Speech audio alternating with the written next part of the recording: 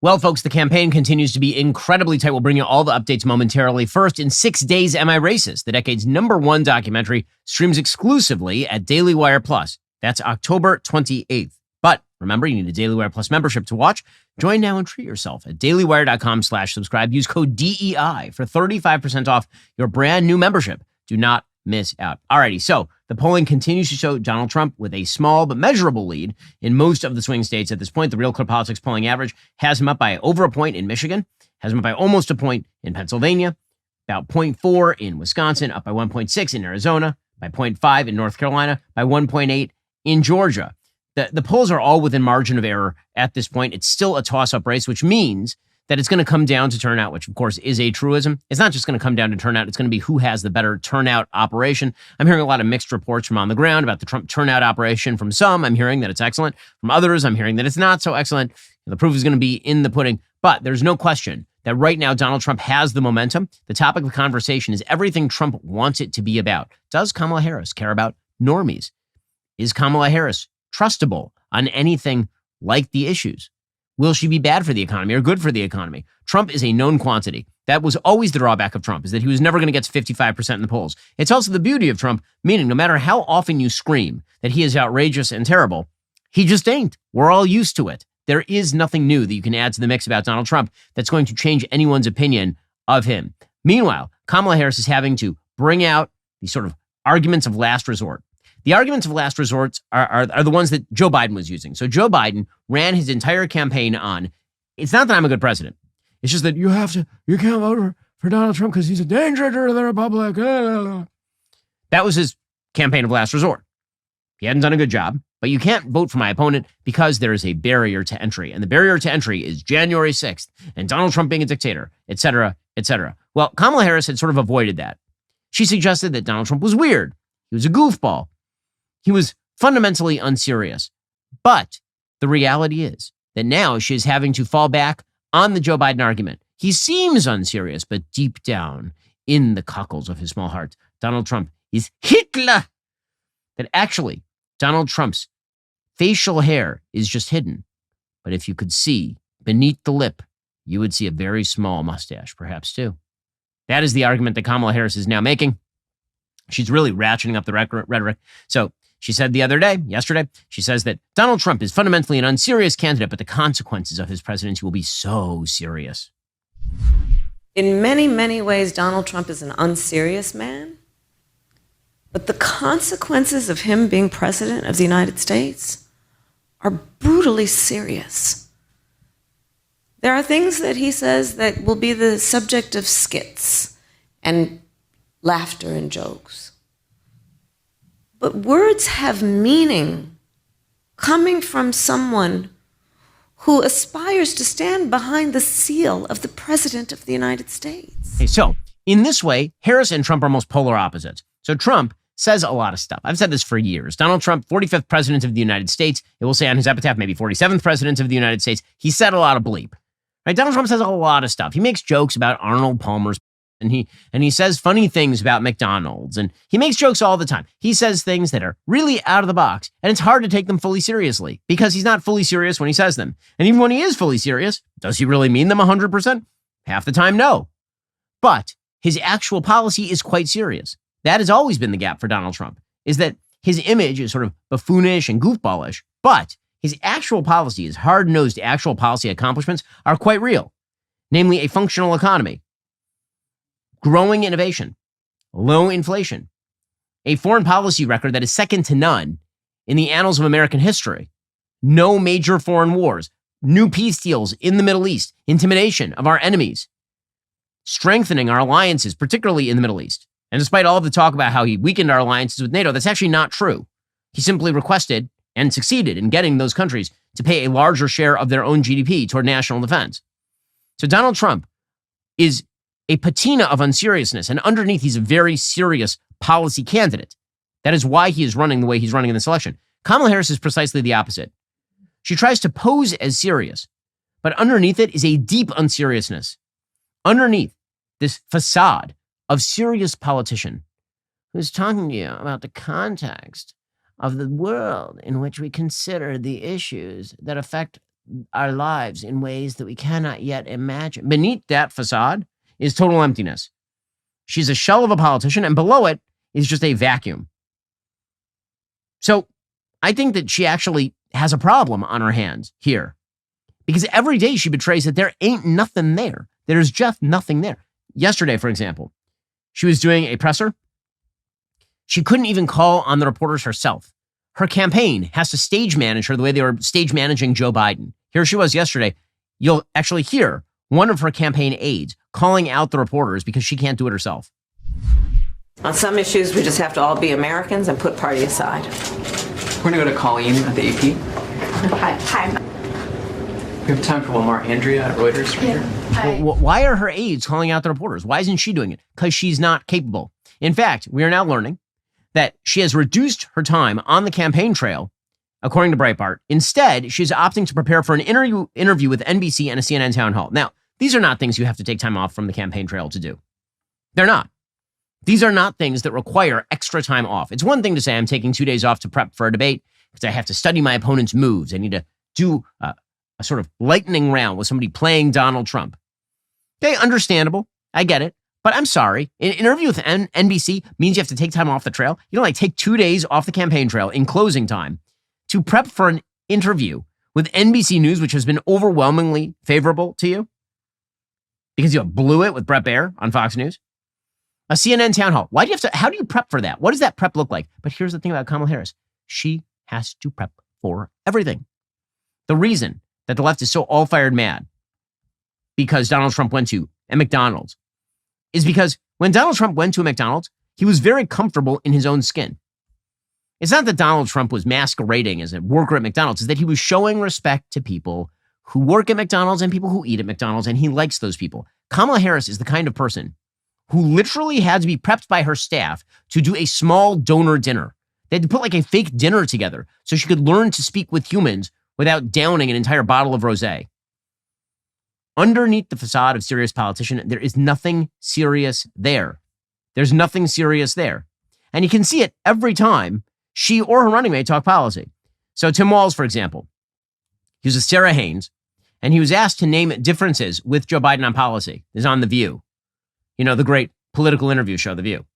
Sarah Haynes asked him, so how are you guys different from Joe Biden? He ain't got nothing. There's nothing there. Can you point to a policy decision over the last 4 years that you and the vice president would have handled differently from President Biden?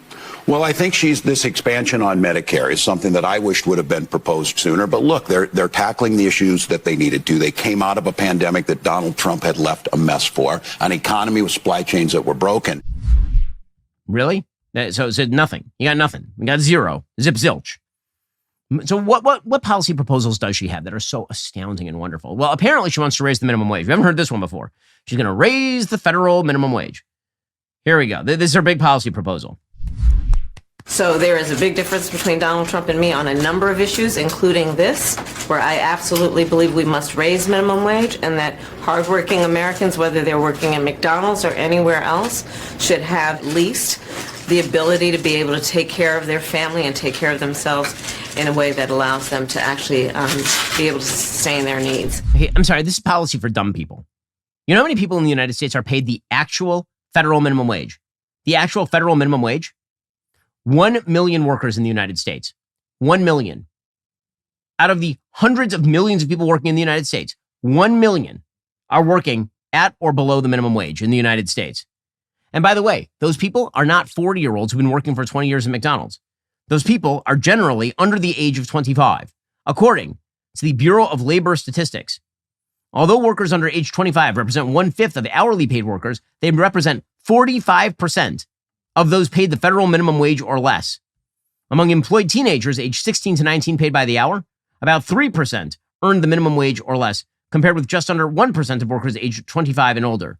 So in other words, it's a starter job. So her big proposal to change the economy of the United States is to raise the federal minimum wage. By the way, there are state minimum wages on the books in nearly every state that are larger than the federal minimum wage.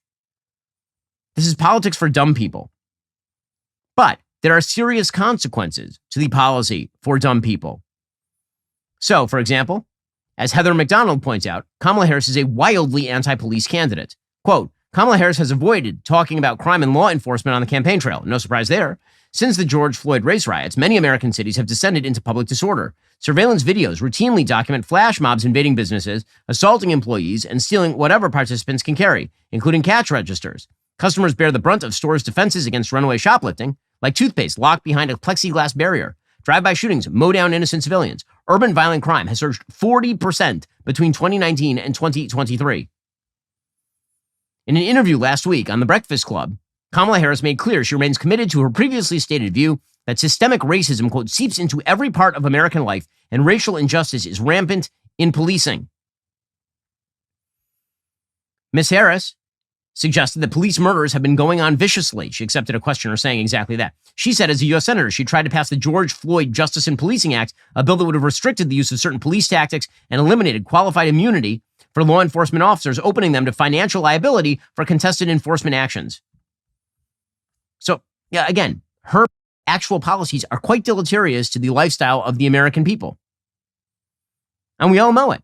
Kamala Harris's policies are terrible. They're just awful. This is a big election. Let me tell you, there's a lot at stake. If Kamala gets into office, well, it's like throwing gas on a dumpster fire that's already visible from space. Here's what you can do. Protect your savings by diversifying right now into gold from my friends at Birch Gold. That is correct. For millennia, gold has stood firm in the face of greedy governments, economic upheavals, and global strife. It can now protect you. Birch Gold will help you convert an IRA or 401k into an IRA in physical gold. The best news, it doesn't cost you a penny out of pocket. Think about this for a second. In the past 4 years, while the buying power of the U.S. dollar has been declining faster than CNN's ratings, the price of gold has increased 40%. That is not a coincidence. So here's what you need to do. Text Ben to 989898. You'll get your free info kit on gold. Then you can diversify.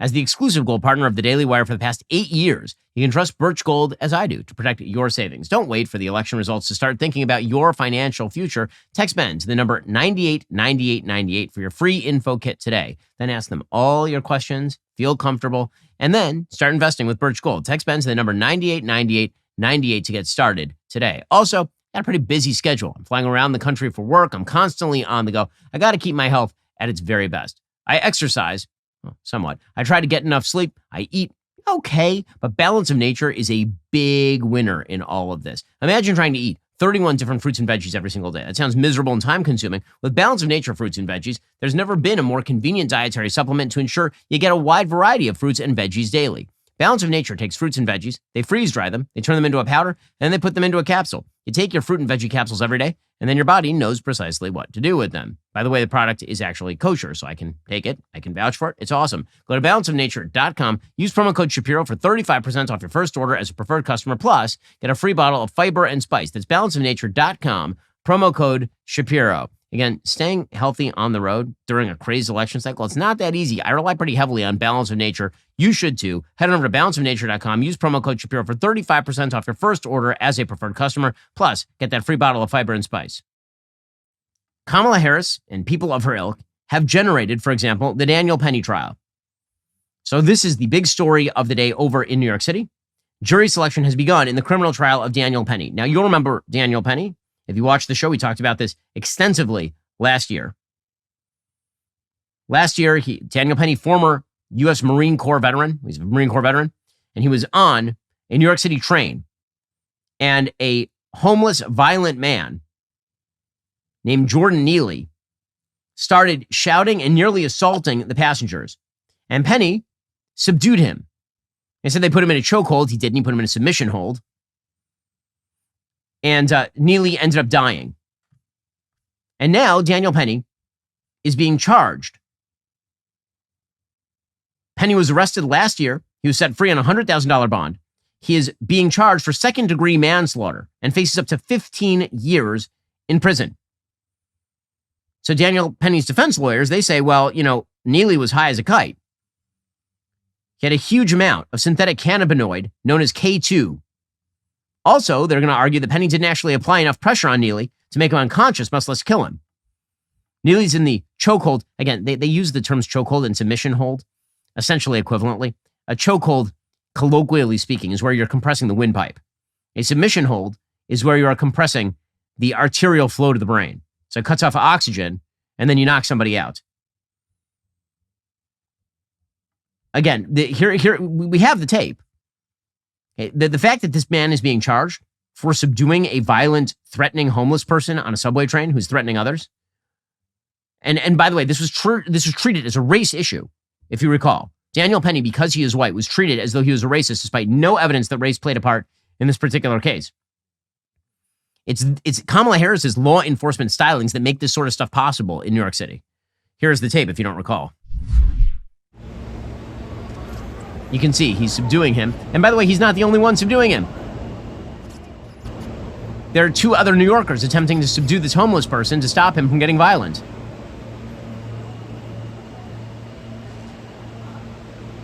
This trial, by the way, could easily become a sort of microcosm of all crime issues in the United States. If that happens, Kamala Harris has a real problem on her hands because the vast majority of Americans are very sympathetic to good Samaritans who try to stop violent attacks on people on the New York City train, for example.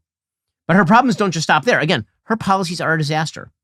As the New York Times reports, shuttered factories and trade deals help turn working-class Midwesterners against Democrats, while the high cost of housing do the same in the Sun Belt. The New York Times, Jennifer Medina reporting, in the final weeks of a deadlocked presidential campaign, there's no better place to observe restlessness than the stuccoed neighborhood that snake into the desert around Las Vegas. The median home price is $445,000, an increase of more than 50% compared with 5 years ago. Many once reliable Democrats say the issue has eroded their trust in politicians, which means turning away from Kamala Harris. So in the Midwest, you have people who have bled jobs thanks to the policies of Joe Biden. In Nevada, you have inflated housing prices.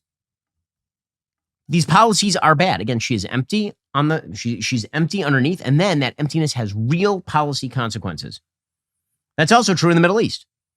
So yesterday, she has decided apparently that she's going to reach out to the Jewish vote by going on the air with Al Sharpton, the only American in modern times who has partially incited a pogrom. So that's always an exciting thing. So she went on with Al Sharpton, where she immediately pledged to push for a ceasefire. Now, if Israel had listened to Kamala Harris in Gaza, Yahya Sinwar would still be alive right now. She told them not to go into Rafah. They ignored her, and they ended up killing Yahya Sinwar. Here's Al Sharpton with Kamala Harris. How would you move toward a ceasefire? What do you think the United States should be doing? So first of all, look, it's going to be hard. It's going to be difficult, but we have got to get this war over with. We got to get the hostages out. We need the war to end. In fact, we're sending Tony Blinken, Secretary of State, out next week to go and meet with the parties there. And the death of Sinwar, I believe, has removed an obstacle to that end. And so we've got to work at it, and we've got to work at it through diplomatic means, and that's what we intend to do. But listen, the reality of it is that the difficulty of it all is not new to any administration in recent history. And it cannot be the reason that we don't work at it around the clock and be vigilant. Okay, so what exactly is happening? What exactly is happening is that she is providing space for terrorists to hold out instead of making a deal to release hostages. She continued along these lines, by the way. She says it's unconscionable what's happening in Gaza. Unconscionable for Hamas not to surrender. Hamas is still holding hostages. Unconscionable for Hamas to subject the entire Palestinian population to the wonders of its governance. Unconscionable for the IDF to go in and target terrorists who are currently holding Israeli hostages, and Americans, by the way. Here she was along these lines. I remember in Selma, you made very strong statements about civilians being killed on both sides, and you stood up strongly on that. And I think that's a concern in all communities. Well, I mean, listen, the number of innocent Palestinians that have been killed in Gaza, it's really unconscionable. And we have to be honest about that. And at the same time, listen, I will always stand in terms of Israel's right to defend itself. And we need this war to end. I don't believe you that you will always stand with Israel's right to defend itself. You know who else doesn't believe you? Yahya Sinwar didn't believe you. According to the Wall Street Journal, in March, Israeli commandos seized a compound connected to Yahya Sinwar, the leader of Hamas. They found uniforms, vests, submachine guns, binoculars, and a laptop. Sinwar messaged Hamas officials, urging them to refuse a hostage deal. Hamas had the upper hand in negotiations, Sinwar said, citing internal political divisions within Israel, cracks in Netanyahu's wartime coalition, and mounting U.S. pressure to alleviate the suffering in Gaza. Yes, that's right. Kamala Harris and Joe Biden somehow achieved the signal feat of strengthening the hand of Yahya Sinwar. Truly incredible stuff from this absolutely empty candidate. The good news is she still has campaign surrogates like Mark Cuban out there saying, it's great that she's still flip-flopping. Like that's really the important thing, is to recognize that flip-flops are now good. You asked me specifically, what are the things about her that I agree with, that I support? I told you I didn't support the filibuster. I was asking what other things that she's proposed in the past would cause you to campaign against her if she went through with it. Yeah, I mean, look, what she did 4 years ago, just like Donald Trump and the oil thing. I mean, there's lots of things, that candidates change over a period of years. That's one of the great things about Kamala Harris. She's not an ideologue. Okay. She is open-minded. That's why she's changed. Donald Trump thinks he knows everything. He doesn't change. Okay, so the fact that she's wildly dishonest and shifts all of her positions, but only for the press, that's a good thing, according to Mark Cuban. That's right, folks. So Kamala Harris, she's kind of like a bizarre layer cake of terrible. So you have the surface politician. She pretends to be a serious politician. She really is not. And underneath, you have a vacuum. And underneath the vacuum, you have the effect of some really, really bad policy. A terrible layer cake. But it's her image that they're trying to burnish. The problem for Kamala Harris is that her image is starting to fall apart. Because it turns out that once you get past the joy of Joe Biden not being the nominee, ain't nothing there. So Al Sharpton is trying to reinvigorate the joy for Kamala Harris by accusing men of being sexist for not backing Kamala Harris. Do you think some of the resistance of some men, black and white, is misogynist? And are you proud to see that most Americans, even being polled, have no problem supporting a woman at all? And I'm one that lived from Shirley to Kamala in terms of these campaigns. And I have an emotional reaction to you raising the point of Shirley Chisholm, because it is on her broad shoulders that I stand, and so many of us stand. And we have come a long way, to your point, and on your specific point about including the fact that I have the support of countless black men who are in elected positions, including I'm just this afternoon and 2 church visits today with the mayor of Atlanta. That being said, I think that you are absolutely right, that there is this narrative about what kind of support we are receiving from black men that is just not panning out. Well, I guess the pitch is that you're sexist if you don't support Harris. That's the kind of argument that I think puts people to sleep. But you know what? When it comes to your actual sleep, it might not be working out that well for you if you got a bad mattress. So here's the thing. I got a solution. It's called Helix. Now, I don't endorse products lightly. Helix has changed my life for the better. They've got a whole lineup of mattresses, 20 different options to be exact. You got Deluxe for those of you who like to feel like you're sleeping on a cloud, the Elite for when you want to take your sleep game to the next level, even the Helix Plus for our friends who need a little bit of extra support. Plus, you don't need a degree in mattressology to figure out which one is right for you. Just take their sleep quiz. I took it myself. They matched me with a medium firm mattress, which is great since I get back pain if the mattress is too soft. Get this. Helix delivers your personalized sleep solution directly to your door. No hassle, no fuss, just pure comfort shipped straight to you. Plus, they're so confident in their product, they give you 100 nights to try it out. If that wasn't enough, there's a 10 to 15-year warranty. Talk about standing behind your product. So if you want to sleep the way that I do, like a newborn babe, head on over to helixsleep.com/Ben. Take the sleep quiz. Plus, Helix is offering up to 20% off all mattress orders. Just head on over to helixsleep.com/Ben. That's helixsleep.com/Ben. With Helix, better sleep starts right now. Also, you may have noticed it's election season, which means it's time to choose the person we think is the best candidate for office. But let's be honest, choosing the right candidate for any office is a huge undertaking, whether we're talking the Oval Office or your local school board. Finding the right person for the job is actually pretty critical. That's even more true for your business. Whether you're staffing a classroom, a construction site, even a toll booth, finding the right person actually matters an awful lot. Now, no matter what kind of office you have, one thing is for certain. If you want the fastest way to find qualified candidates, you need ZipRecruiter. Today, you can try it for free at ZipRecruiter.com/dailywire. ZipRecruiter doesn't mess around. Their smart technology starts showing your job to qualified candidates immediately. It's like the free market of job hunting, efficient and effective. With ZipRecruiter, you can even invite top candidates to apply for your job, encouraging them to apply sooner. You want faster hiring for your office? Choose ZipRecruiter. See why 4 out of 5 employers who post on ZipRecruiter get a quality candidate within day one. Go to this exclusive web address. Try it for free. ZipRecruiter.com/dailywire. Again, that's ZipRecruiter.com/dailywire. We're using ZipRecruiter ourselves for years here at Daily Wire. You should do the same. ZipRecruiter is the smartest way to hire. Okay, so again, the idea underneath there is that you're a sexist if you don't back Kamala Harris. That is something that's also being pushed by a columnist for the New York Times today named John Della Volpe, the director of polling at the Harvard Kennedy School Institute of Politics. who conducts polls for PACs that support Harris and Biden.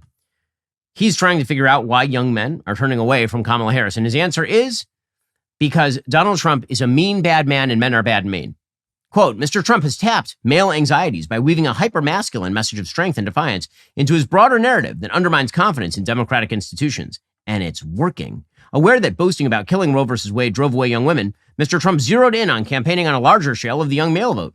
In 4 years, he cut what was once a 19 percentage point Democratic margin among registered young male voters roughly in half in our poll.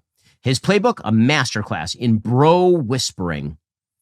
Championing crypto, securing the endorsement of Dave Portnoy, giving the UFC president Dana White, who embodies the alpha male archetype appealing to many young men, a prime spot at the RNC. He has also cultivated relationships with simpatico comedians, pranksters, influencers, and Silicon Valley billionaires like Elon Musk.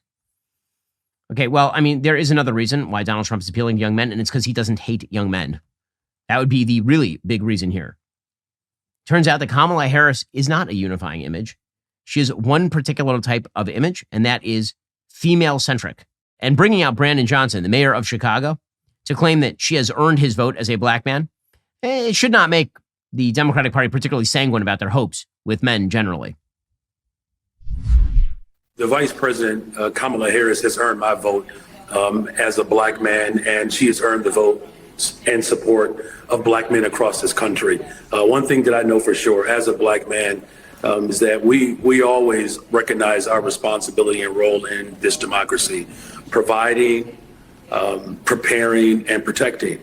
And that's really what this moment is about providing real opportunities for black men, but all Americans to have a right to health care, mental health care, good paying jobs, protecting our democracy, right? You know, we're talking about the former president who made it very clear, if you vote for him, you don't ever have to vote ever again. As a black man, you don't have to dog whistle. I know exactly what he's saying. No, you don't, because he never said that. That's ridiculous. But this is the pitch. And so in the end, as always, the Democratic Party is forced to fall back on its core position, which is don't vote for Kamala Harris. Just don't vote for Donald Trump because, again, he's a bad, bad orange fascist. Al Sharpton was doing this. He suggested Trump's rhetoric makes it more dangerous to be an American. Again, this guy is responsible for making race relations in the country significantly worse, including exacerbating already ongoing race riots.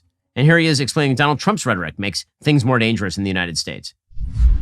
People that were in his cabinet and that was in his circle are saying, don't vote for him.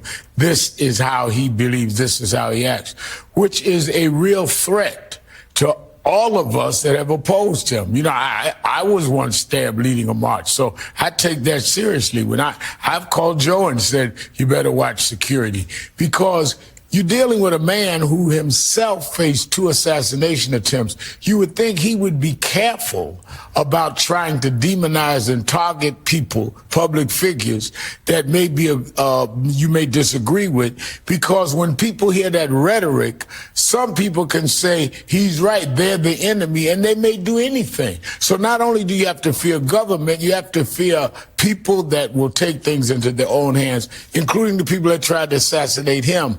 It raises the likelihood of a dangerous environment, and we should not belittle that in any way on either side of these political debates. Yeah, I cannot believe that we are listening to Al Sharpton lecture us about conflagrationist rhetoric.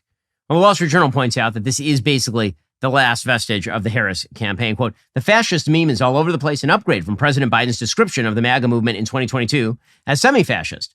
MSNBC interviews earnest academics who draw a straight historical line between mid-20th century Europe and the 21st century GOP.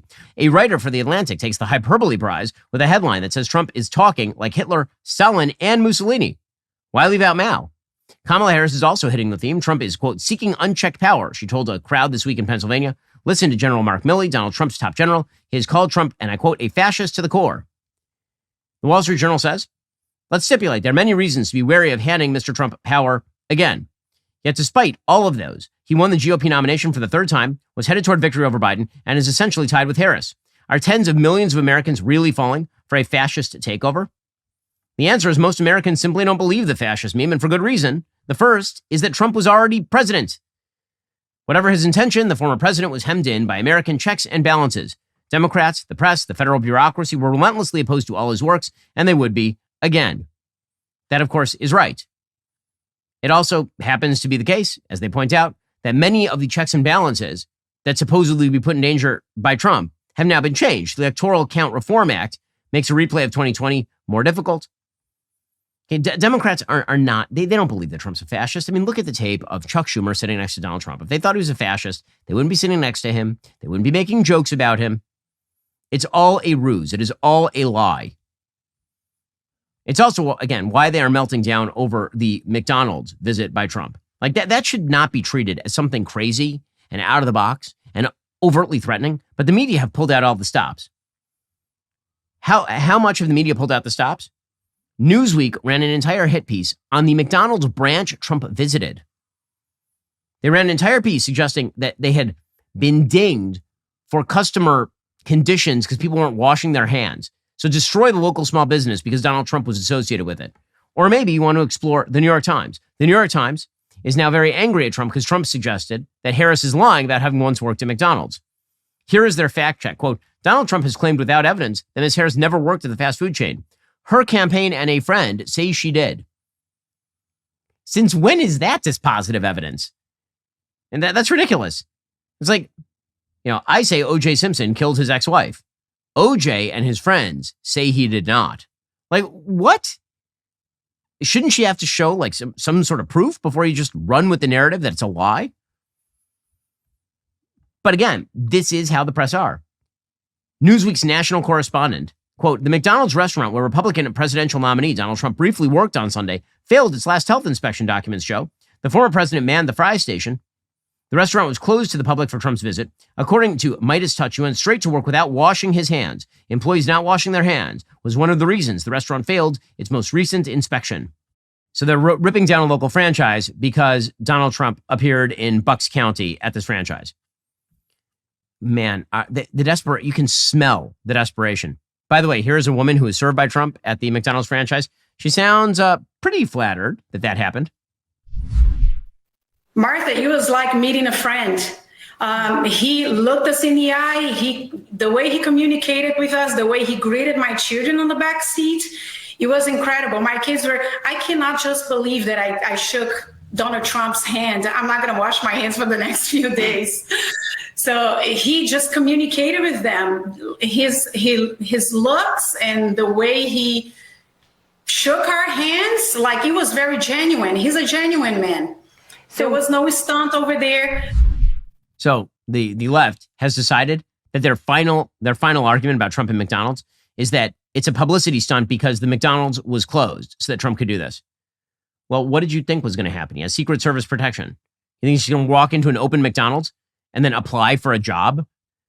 People are just, they're a joke at this point. Well, Donald Trump, that appearance was genuine and it was fun. Let me tell you about something else that's fun. Prize Picks. It's America's #1 daily fantasy sports app with over 10 million active members. Let me tell you, it's the best way to win real money this MLB postseason, which has been a heck of a postseason. Here's how it works. You pick more or less on 2 to 6 player stat projections and then watch the winnings roll in. Make your picks in less than 60 seconds. Turn your sports opinions into real money all season long. It's that easy. One of my producers, Jake, huge fan of Prize Picks. For Friday's baseball games, Jake picked Shohei Ohtani to have at least one walk and for pitcher Garrett Cole to allow less than 5 hits.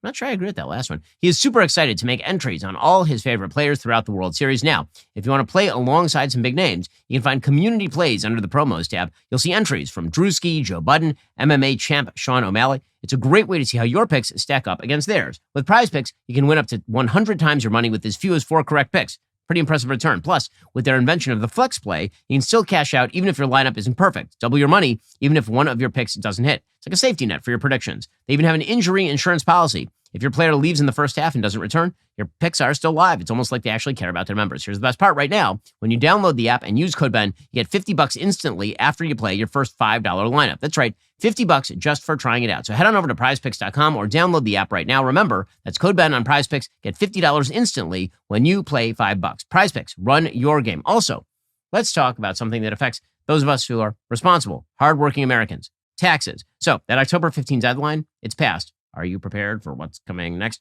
If you owe back taxes, if your tax returns are still unfiled, if you missed the deadline to file for an extension, well, now that October 15th is behind us, the IRS is going to begin ramping up enforcement, and they don't play around. You could face wage garnishments, frozen bank accounts, even property seizures if you haven't taken the proper action. But There's good news. There's hope. Tax Network USA has been in the game for years. They know exactly how to navigate the complex world of tax law. They've helped taxpayers save over $1 billion in tax debt. They've filed over 10,000 tax returns. That's billions with a B, folks. They specialize in helping hardworking Americans just like you reduce their tax burdens. So don't let the IRS catch you off guard and get ahead of this right now with Tax Network USA. Their team of professionals will work tirelessly to protect your assets and find the best solution for your unique situation. Here's what you need to do. For a complimentary consultation, call today, 1-800-958-1000, or visit their website at tnusa.com/Shapiro. That's 1-800-958-1000, or visit tnusa.com/Shapiro today. Do not let the IRS take advantage of you. Get the help you need with Tax Network USA. Now, speaking of the state of play when it comes to how long it's going to take to get these results, there is, in fact, some information on the early voting. So according to the Wall Street Journal, Democrats do have a clear edge in the early voting so far, but the kind of going wisdom is the Democrats are going to have a super duper heavy edge in early voting, and Republicans will really outperform day of. And it seems that Republicans are overperforming so far in some of the early voting. Apparently, Republicans are embracing the practice of casting their ballot before Election Day more than they have in past election cycles. And part of that is because Donald Trump has now revised his view on this. You'll recall the interview I did with President Trump last week. He explicitly called for people to vote early. Get to the polls, vote early, mail in your ballot. More than 15 million Americans have already voted in person or cast mail-in ballots. That includes 5.3 million in the 7 swing states. In the states where voters register by party, about 47% of the early votes have been cast by Democrats. 33% have been cast by Republicans. Battleground states like Michigan and Georgia aren't included in the breakdown by party registrations. Democrats account for about 49% of returned ballots compared with 31% for GOP voters, but that is a much smaller gap than it was last time around, when Democrats were 52% of all returned mail-in ballots, compared with just 24% for Republicans. So, reading the early voting is a game of tea leaves. You really don't know quite what you're reading because, again, it could be that you're cannibalizing your day of vote, or it could be that marginal voters are now voting early mail-in. But bottom line is, Republicans are lagging less in the early voting than they were the last time around. Unclear exactly how this is all going to map out. It's also unclear what the polls mean.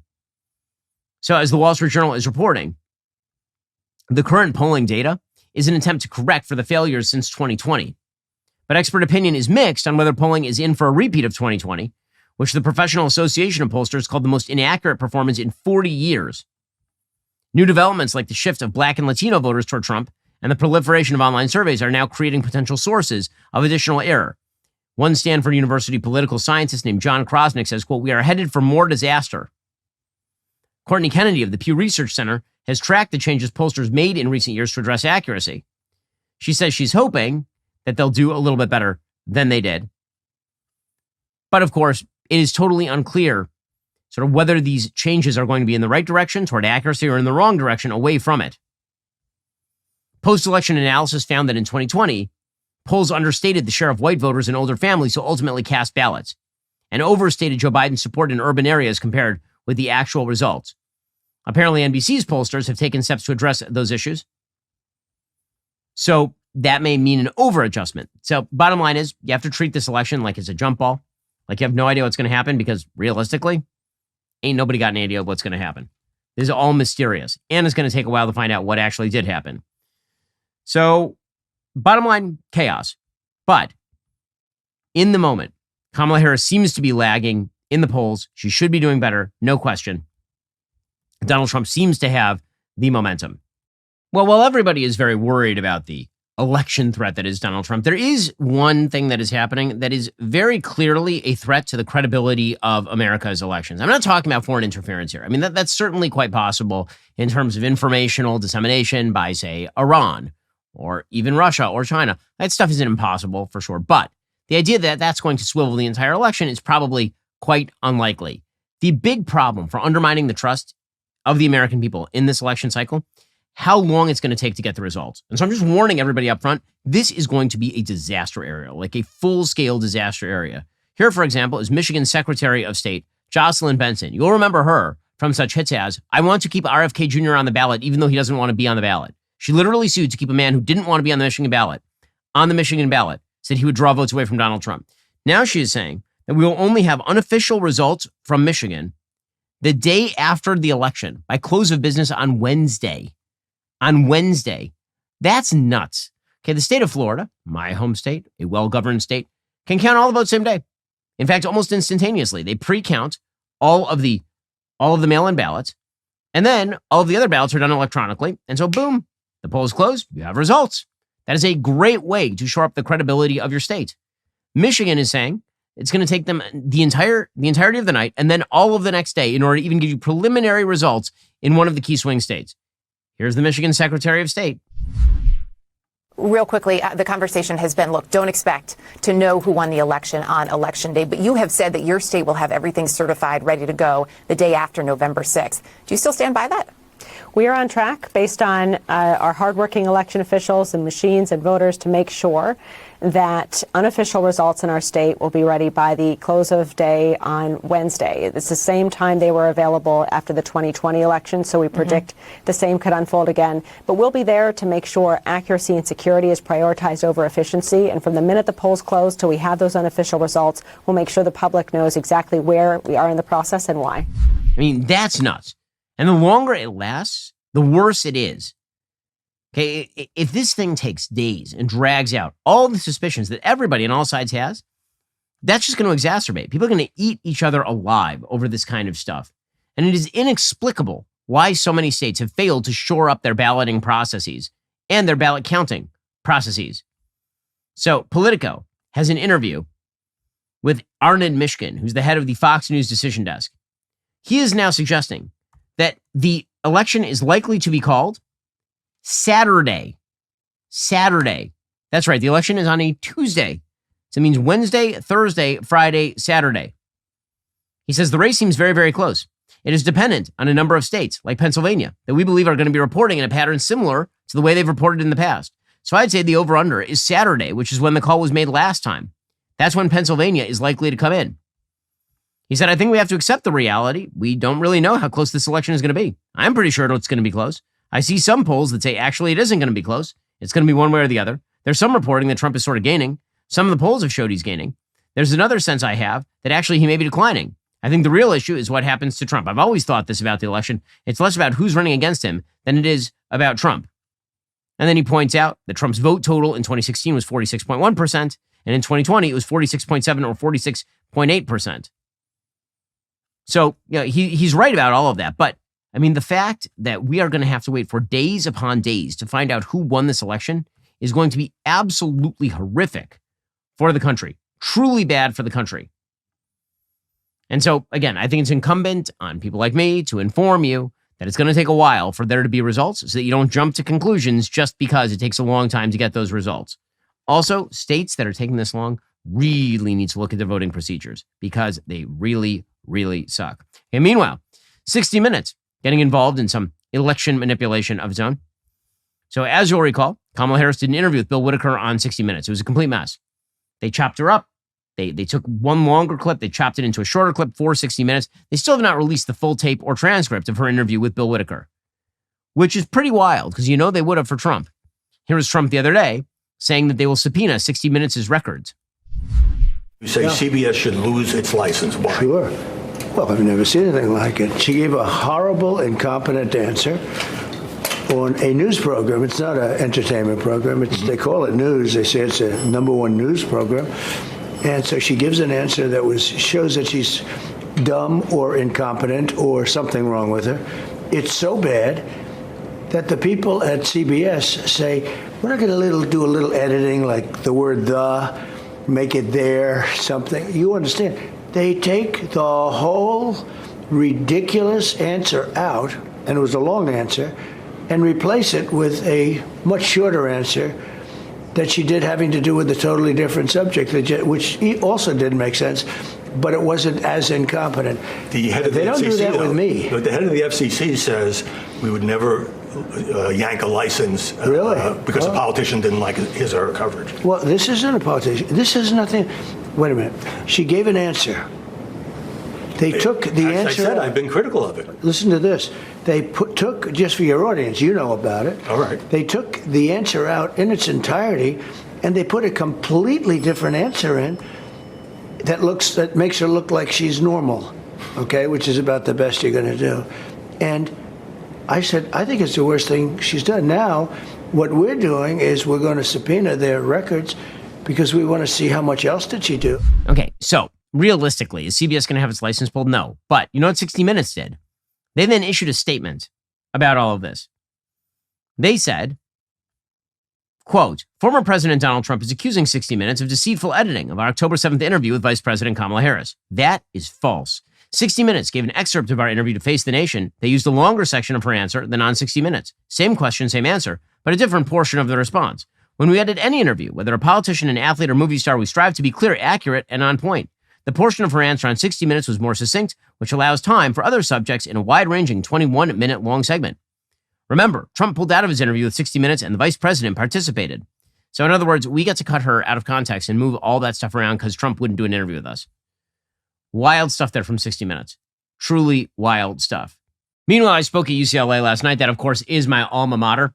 And, yeah, it's always interesting to be back where you went to college. I have a lot of good memories from UCLA. That's, of course, where I met my wife. I also have a lot of kind of negative memories. The truth is not a lot has changed at UCLA over the course of the last couple of decades. In 2002, all the way back when, I was 18 years old. I was writing for the UCLA Daily Bruin. I was actually fired from my job there because they didn't want me to write a column about the extremism of the Muslim Student Association. So nothing has changed. Okay. And one of the things that I spoke about is the fact that on college campuses, you essentially have a coalition of losers who are all driven by the idea that they have no agency. That people who are failures in life, it's because they have no agency. And this pathetic worldview is unfortunately really prevalent throughout the media. It's really prevalent throughout entertainment. It was even on SNL. So on Weekend Update on SNL over the weekend, there was an alleged comedian whose name is Emil Wakim. And he was talking about the situation in the Gaza Strip. And he was trying to argue against the fact that there are a lot of people who make the argument, myself included, that it's ridiculous for LGBTQ minus plus people to say that they support Palestine when they would be murdered were they actually in Palestine. And here was his ridiculous take. Like a lot of young people now that are like for like gay rights and women's rights will be like free Palestine, free Gaza. And then people on the other side are being like, oh, gays for Gaza, huh? Oh, go be gay in Gaza. See how they like it over there. That's why we're going over there. Like, as if that's why America goes to war? Because we love women and gay people so much? Like, also, if you want them to be gay, just stop bombing them. Like, they'll get to gay, you know? Like, they're busy. They don't have time to be like, who am I in the deepest parts of my soul? Like, you can't watch your village get blown up and be like, I think I'm bisexual, actually. Like, that's not Emil Wakim, everyone. We're spicy green! Okay, that's some of the dumbest crap I ever heard in my entire life. So, first of all, it's not that all of the democracies are going to war to make places gay. It's that if you want to know the values of the Gaza Strip that you are arguing on behalf of, perhaps you should look at the values of the Gaza Strip that you are arguing on behalf of. I mean, that's just the reality of the situation.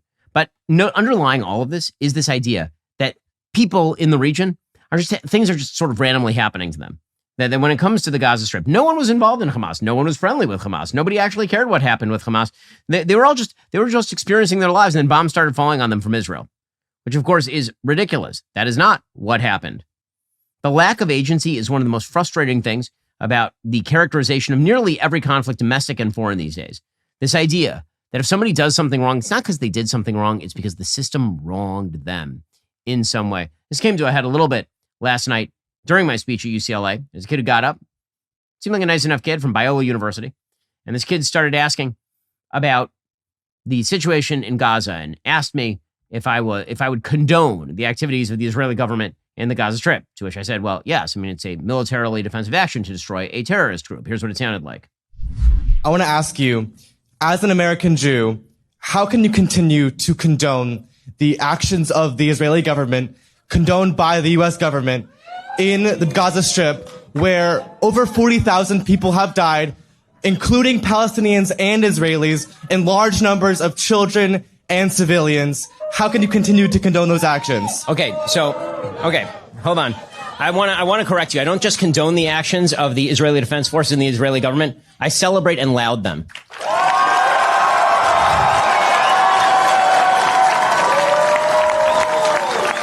I'm not morally apathetic about what's happening.